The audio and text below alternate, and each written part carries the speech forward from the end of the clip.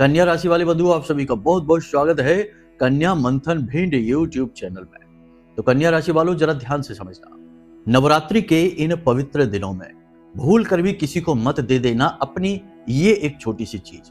इस चीज को आप जैसे ही किसी और को दे देंगे, प्रयोग के लिए दे दिया या यूं ही दान में दे दिया, किसी भी प्रकार से दे दिया, तो आप ना केवल देवी की कृपा अपने जीवन में जो आ रही है उसे किसी और के जीवन में भेज देंगे, बल्कि अपनी कुंडली के सबसे महत्वपूर्ण भाव यानी द्वितीय भाव को भी नकारात्मक बना बैठेंगे।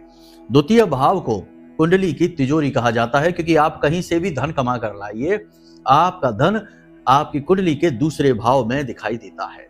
तो आज के इस विशेष कार्यक्रम में हम आपको न केवल यह बताएंगे कि आप कैसे जानबूझकर अपनी कुंडली के दूसरे भाव को दूषित कर देते हैं अपनी गलतियों पर ध्यान न देकर, इसी के साथ साथ हम आपको यह भी बताएंगे कि कौन से वो ऐसे कार्य हैं जिन्हें करने से आपकी कुंडली का दूसरा भाव एक्टिव हो जाएगा, धन भाव अति सक्रिय हो जाएगा और खुद अपनी तरफ धन को आकर्षित करेगा एक चुंबक की तरह।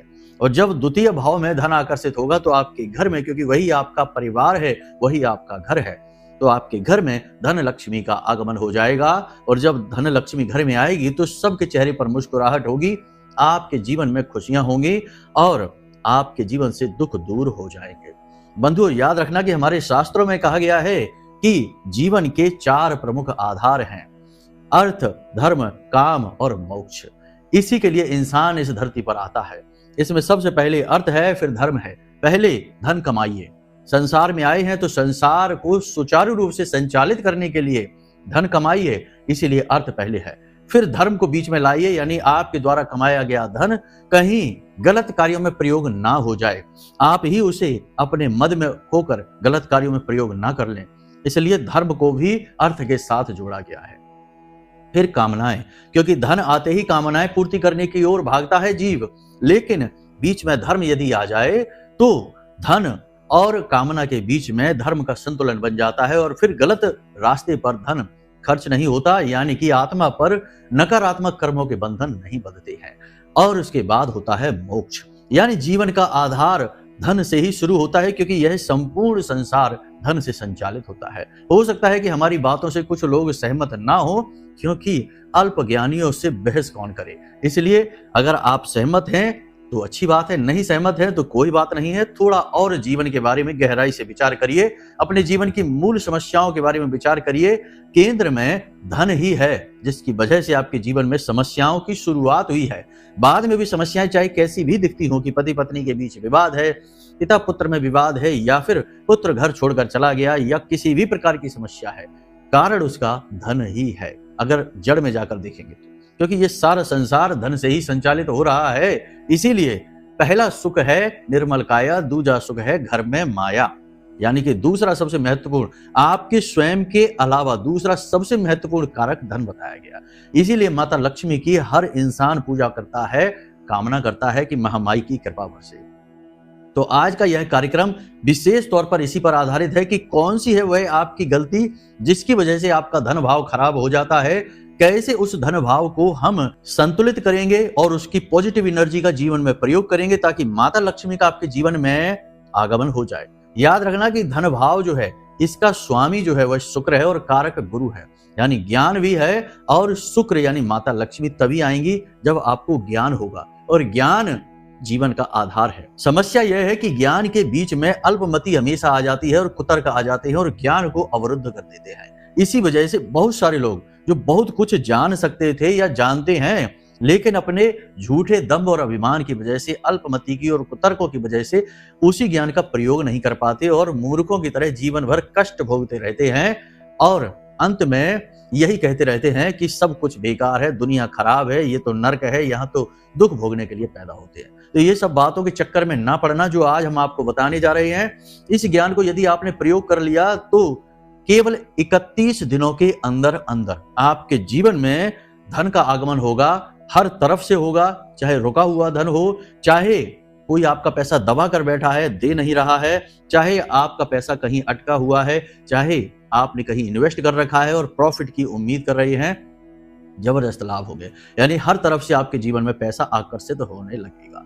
तो आज का यह कार्यक्रम बेहद ज्ञानवर्धक है, बेहद महत्वपूर्ण है, आपकी गलतियों को उजागर करेगा, फिर आपको सन्मार्ग पर लेकर जाएगा और धर्म के रास्ते पर चलकर आपको धनी बनाएगा। तो बस इस कार्यक्रम को देखना है, अंत तक देखना है, सारी बातों को ध्यान से समझना है, चीजों को नोट करते चलना है। कुछ चीजें बारीक हैं, उन्हें समझना और नोट करना जरूरी है, वरना आप भूल जाएंगे, फिर बाद में कहेंगे गुरुजी आपने क्या कहा था, हमें याद नहीं है, या फिर दोबारा से वीडियो देखना पड़ेगा। तो ध्यान के साथ बैठिए, कॉपी पेन लेकर बैठिए और चीजों को नोट करते चलिए। जो बातें बारीक हैं उन्हें लिखते चलिए, ठीक है। अब ध्यान से समझते हैं।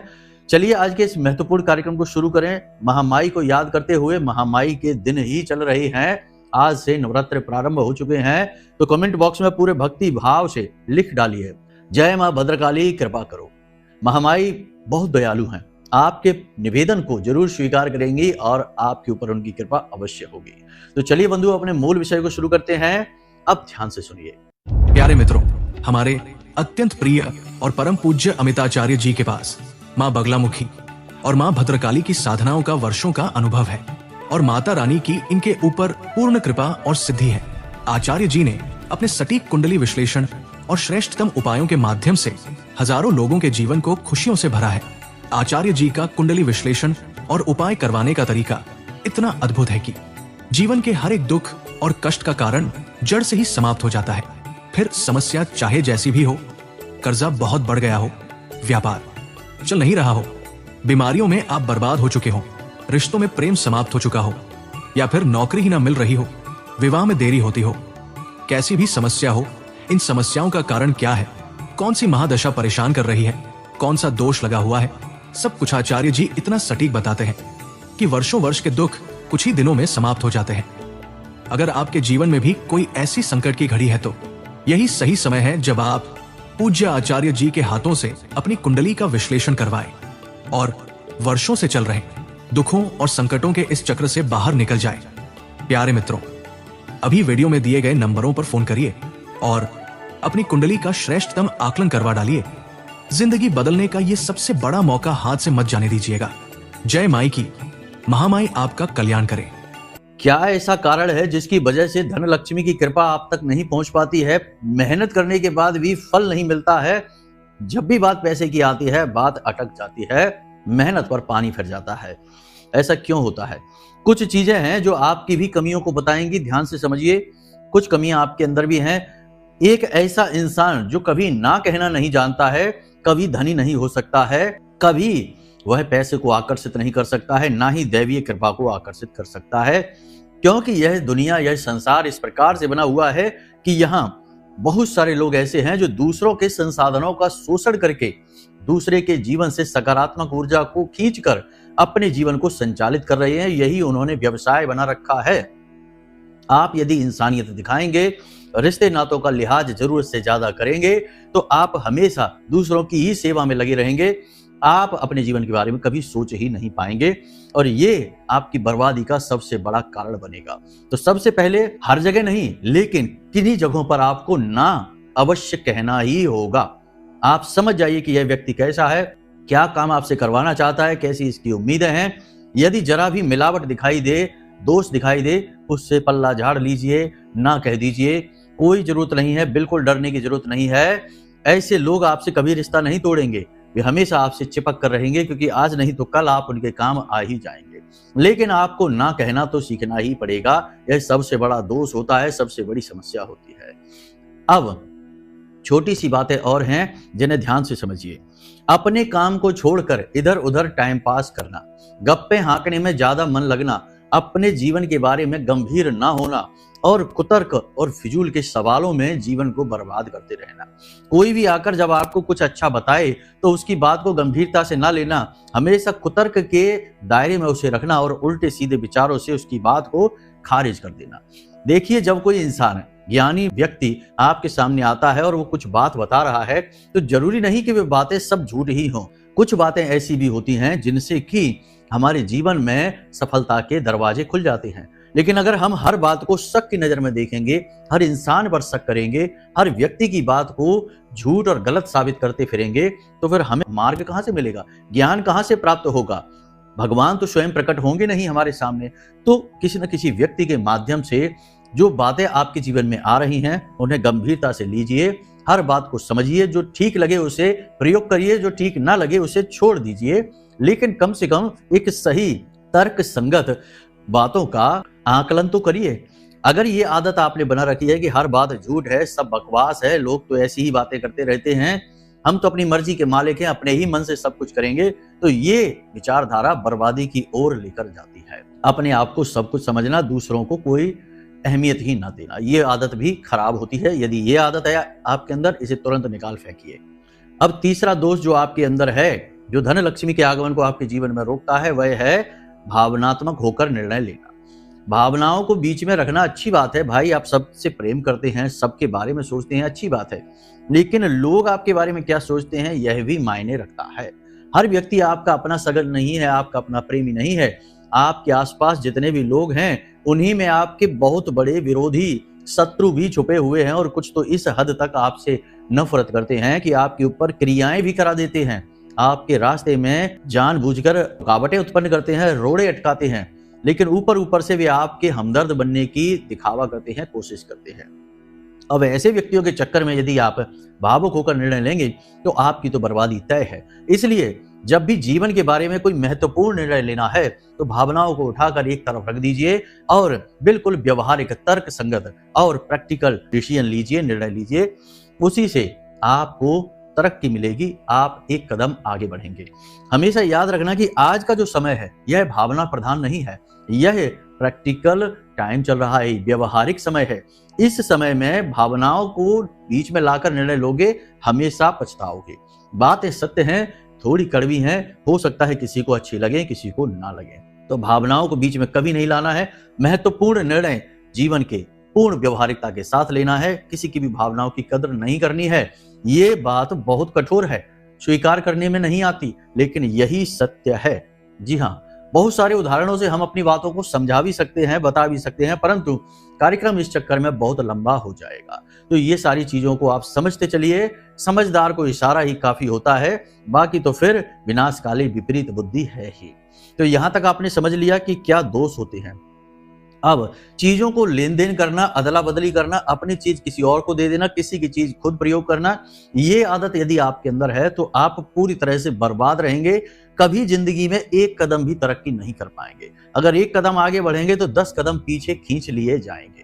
क्योंकि याद रखना कि जो चीजों की अदला बदली में विश्वास रखते हैं, दूसरों की चीजें प्रयोग करते हैं, चाहे वाहन हो, घड़ी हो, मोबाइल हो, कपड़े हो, कुछ भी, तो समझिए कि वह इंसान दूसरे के ग्रहों को, नकारात्मक ऊर्जाओं को अपनी ओर आकर्षित कर रहा है। यह बहुत ही गलत आदत होती है, इसे निकाल दीजिए।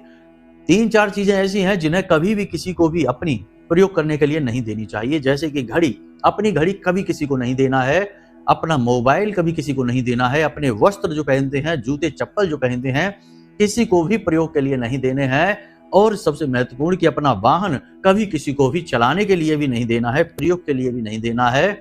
कारण इसका यह है कि ये सारी चीजें ग्रहों से संबंधित हैं। किसी का संबंध राहु से है, किसी का संबंध शुक्र से है, किसी का संबंध शनि से है और किसी का संबंध शुक्र से है। अब ये सारी जो ग्रह हैं इतने शक्तिशाली हैं कि ये इंसान के जीवन को पूरी तरह से बदलने का दम रखते हैं। याद रखना कि ग्रह माला में जो देव ग्रह हैं वे आपको खुशी दे सकते हैं, आनंद दे सकते हैं, संतुष्टि दे सकते हैं, ज्ञान दे सकते हैं, लेकिन धन दौलत, अपार धन दौलत, अपार कामयाबी ये ग्रह नहीं दे सकते। जैसे सूर्य है, चंद्रमा है, गुरु है, बुध है, ये ग्रह देव ग्रह हैं। ये ग्रह आपको तरक्की, जीवन में चमत्कारी तरक्की नहीं दे सकते, अपार धन दौलत, अपार कामयाबी नहीं दे सकते। आपको इज्जत खूब दिलाएंगे, आपका समाज में रुतबा बढ़ जाएगा, लेकिन आप धनी व्यक्ति नहीं बनेंगे। धनी व्यक्ति बनने के लिए आपको नकारात्मक पापी ग्रहों की शरण में जाना पड़ेगा, जैसे कि शुक्र है, एक राक्षस ग्रह है, और शनि है, राहु है, केतु है और मंगल है। जब ये ग्रह आपके ऊपर कृपा करते हैं तब इंसान रातों रात करोड़पति, अरबपति बन जाता है और उसका वर्चस्व, समाज में रुतबा एक अलग ही लेवल पर हो जाता है। लोग जब वो आता है समाज में कहीं बैठने के लिए तो कुर्सियां छोड़ देते हैं। तो आपको इन ग्रहों से जुड़ी चीजें कभी किसी को भी नहीं देनी है, खास तौर से अपनी घड़ी, क्योंकि घड़ी का सीधा संबंध राहु से हो जाता है। तो इन बातों का ध्यान रखिए। हम देखते हैं कि अक्सर आपकी राशि के जातकों के अंदर ये दोष पाया जाता है कि चीजों की अदला बदली करते रहते हैं।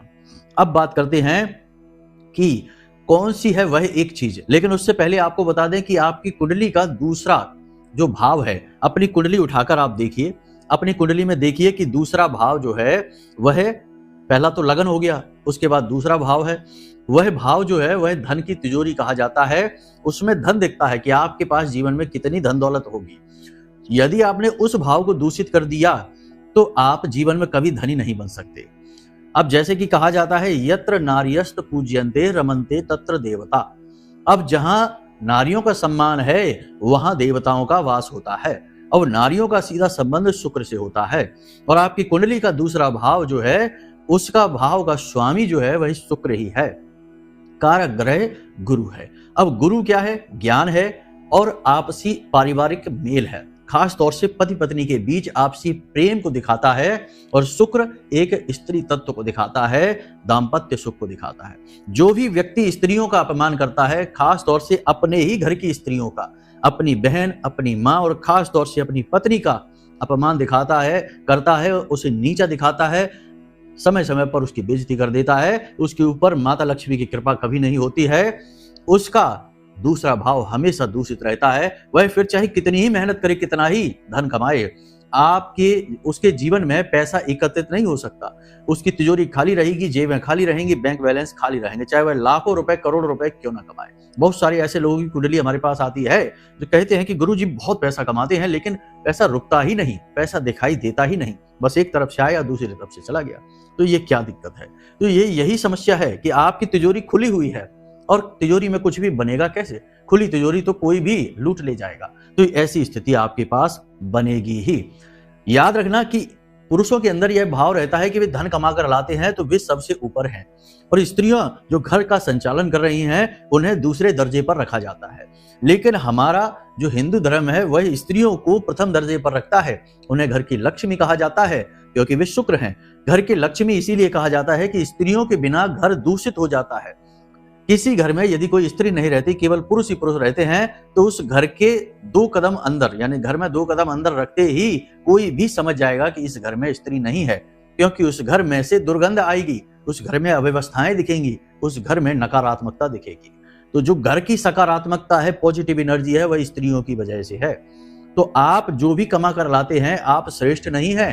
जितने श्रेष्ठ आप हैं उतने ही श्रेष्ठ आपकी स्त्री है, आपकी पत्नी है, या कोई भी आपकी माँ है, बहन है, कोई भी। सबसे ज्यादा महत्वपूर्ण तो पत्नी को ही माना जाएगा, क्योंकि 7 जन्मों का बंधन होता है और यहीं पर मान अपमान की घटना अधिक देखने को मिलती है। तो पहला अपने मन में ये याद रखिए, धर्म बनाइए अपना, मन में विचार रखिए अपने कि अपनी स्त्री का, अपनी पत्नी का भूल कर भी अपमान नहीं करेंगे। यदि अपमान हो भी गया भूल से, किसी बात की वजह से, परिस्थिति बस, तो बाद में क्षमा याचना जरूर करेंगे।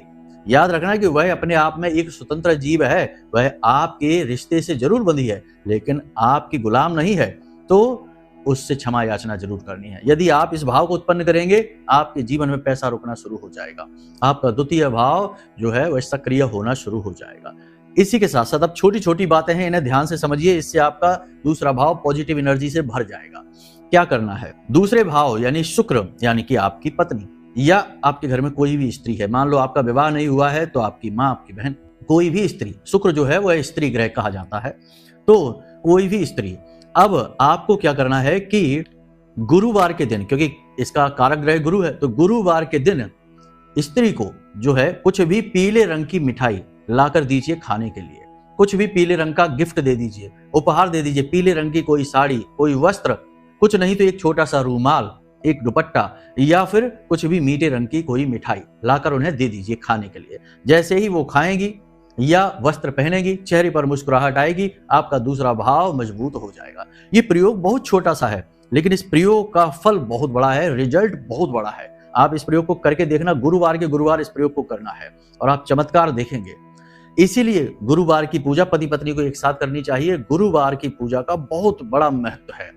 हर प्रकार का धन धान्य, सुख संपत्ति और संतान सुख भर जाता है जो पति पत्नी एक साथ बैठकर गुरुवार की पूजा करते हैं। इसे गुरुवारी पूजा कहा जाता है। केले की जड़ का पूजन करते हैं। तो समझिए कि यहां से दूसरे भाव को मजबूत करने की बात कही जा रही है। तभी तो गुरुवार की पूजा का महत्व है, स्त्री के साथ, अकेले नहीं। क्योंकि स्त्री को साथ लेंगे तभी तो शुक्र साथ में आएगा गुरु के। तो फिर ये समझिए, छोटी सी बात है, तो इस प्रयोग को आप करके देखिए। अब अपने दूसरे भाव में यह भी देखिए कि कौन सा ग्रह बैठा है, क्योंकि खाली भाव तो होता नहीं, कोई ना कोई ग्रह तो बैठ ही जाता है, कभी कभी खाली भी होता है। यदि भाव खाली है तो कोई बात नहीं, इतना ही प्रयोग करिए। हो सके तो पति पत्नी एक साथ मिलकर केले की जड़ का पूजन कर लीजिए, कमाल ही हो जाएगा। माता लक्ष्मी हर तरफ से आपके जीवन में आएंगी। दूसरा प्रयोग यह है कि देखिए कि आपके जो दूसरा भाव है उसमें कोई ग्रह बैठा है कि नहीं। यदि कोई पापी ग्रह बैठा है, जैसे शनि है, जैसे राहु है, केतु है, या फिर स्वयं शुक्र ही बैठा है, कोई भी ग्रह बैठा है, तो आपको उस ग्रह से जुड़ी हुई चीज भूल कर भी किसी को नहीं देनी है। राहु बैठा है, यानी कि राहु यह कहता है कि हर कार्य को समय पर करिए, हर कार्य में पूरी जान लगा दीजिए और किस्मत पर अंधविश्वास न करिए, यानी कि जुआ और शेयर मार्केट और सट्टेबाजी जैसी चीजों में ना जाइए, वरना धोखा मिल जाएगा। तो राहु से जुड़ी चीजें किसी को भी नहीं देनी है। मंदिर में आप दान अवश्य करना। घड़ी राहु से जुड़ी हुई है, मंदिर में एक घड़ी दान करके देख लेना गुरुवार के दिन, कमाल हो जाएगा। हम लिख कर देते हैं आपको। इसी प्रकार कोई दूसरा ग्रह यदि बैठा है, अगर वह पापी ग्रह है तो उससे जुड़ी चीजें किसी को भी प्रयोग में नहीं देनी है। अगर वह देव ग्रह है, जैसे कि सूर्य है, तो अपने पिता को खुश करिए। यदि चंद्रमा वहां बैठा है तो अपनी मां को खुश करिए। देव ग्रह है तो उससे जुड़े अपने रिश्तों को खुश करने की कोशिश करिए। चीजें आप आराम से उन्हें दे सकते हैं, प्रयोग के लिए दे सकते हैं, लेकिन पापी ग्रहों से जुड़ी हुई चीज कभी भी किसी को मत देना और उन चीजों को मंदिर में जाकर दान अवश्य कर देना। आपका कल्याण हो जाएगा, दूसरा भाव कुंडली का आपका एक्टिव हो जाएगा और शुद्ध एनर्जी धन की आपके जीवन में आ जाएगी। अब एक महत्वपूर्ण बात कि केवल क्रियाएं कर लेने से काम नहीं चलेगा। कुछ चीजें हैं, कठोर बातें हैं, अपने जीवन में जरूर आजमाना।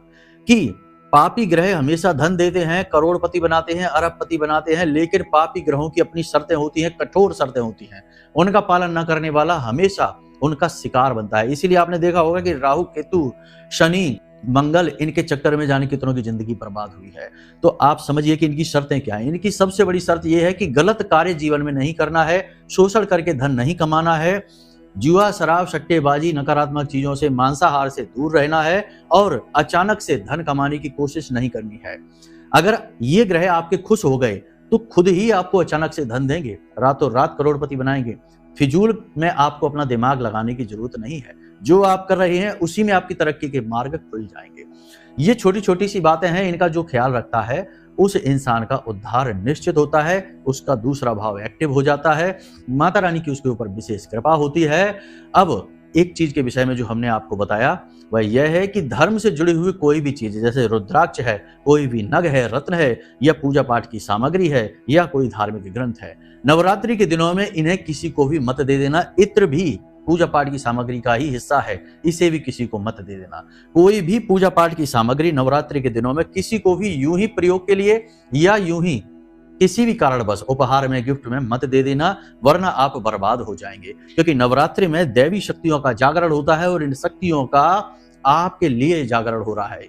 यदि ये शक्तियां आपके जीवन में आना चाह रही हैं और आप इनसे जुड़ी हुई चीजों को, यानी धर्म से जुड़ी हुई चीजों को, पूजा पाठ से जुड़ी हुई चीजों को किसी और को दे देते हैं, तो आप अपने जीवन की बरकत है, उन्नति है, वह किसी और के जीवन में भेज देते हैं। तो इन चीजों का दान या यूं ही उपयोग में, प्रयोग में किसी को मत दे देना, वरना आप बर्बाद हो जाएंगे।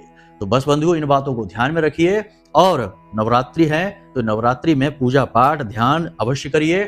हो सके तो माता रानी के नाम से एक अखंड ज्योति अपने जीवन में, अपने घर में, पूजा घर में अवश्य जलाइए और उस पर पूरा ध्यान दीजिए कि वह खंडित ना हो।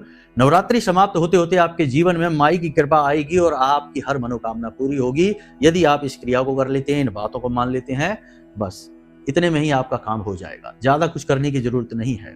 बाकी माता रानी की कृपा और आशीर्वाद आप पर बना रहे, महामाई आपके जीवन में खुशियां लेकर आए, बस यही हम कामना करते हैं। यदि कोई मन में प्रश्न उठे या कुंडली विश्लेषण कराना हो तो नंबर हमने वीडियो में दे रखे हैं, इन नंबरों पर फोन करिए, सारी जानकारी प्राप्त करिए, हम स्वयं आपकी कुंडली का विश्लेषण करके आपको देंगे। तो हमेशा खुश रहिए, मुस्कुराते रहिए, सकारात्मक रहिए, महामाई पर अपनी आस्था और विश्वास बनाकर रखिए, क्योंकि आपका उद्धार तो वहीं से होना है। तो प्रेम से बोलिए जय माई की। महामाई आपका कल्याण करें। धन्यवाद। हमारे प्रिय और परम पूज्य आचार्य जी ने अपनी साधनाओं के अनुभवों पर आधारित शक्तिशाली उपाय और क्रियाओं के माध्यम से हजारों लोगों के जीवन को पूरी तरह से बदला है। आचार्य जी के द्वारा बताया गया हर एक उपाय इतना सटीक और कारगर होता है कि जो भी इसे पूरे भाव के साथ कर लेता है उसे साक्षात महामाई की कृपा और आशीर्वाद प्राप्त हो जाती है। इसलिए निसंकोच इन उपायों को पूरे भाव के साथ करिए, आपका कल्याण होगा। जय माई की।